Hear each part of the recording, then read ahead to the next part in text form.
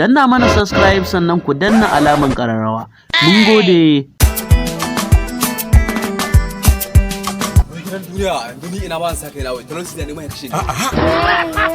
Dole in je wurin dan gane din ne in min abin da ya shaka don kwana bi gaba ɗaya gidan duniya aljuna ba ko sisi.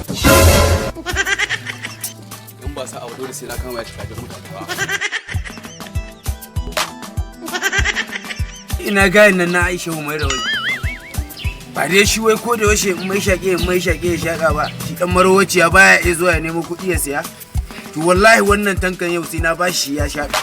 Ba aboki na bane ko wane ne shi wallahi yau sai ya shaka wannan tankan. Eh dan gara. Ya ake cikin To ya aka yana mike goyen wai. wallahi da dama. Ya za a yi. To ya kace ayi. Allah kwana biyu gaba ɗaya ban da kusi ga sani wallahi abubuwan nan. Dama ai kai haka kake dama da Allah in shiga shi. Sai saba kai. Ina min doyi mana ya ne ka shaƙi ja. Ai wannan sabon shaƙe ne dan Maroko ne. Mai kyau. Ai sosai. Dan shi na ai na aje maka wannan. Dan Maroko ne.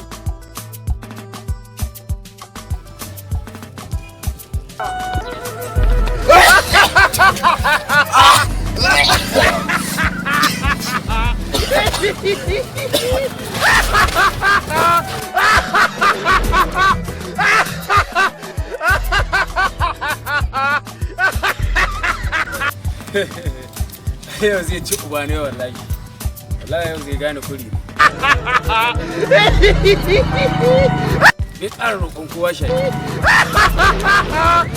Amma kai wallahi ka tabbata siya mana.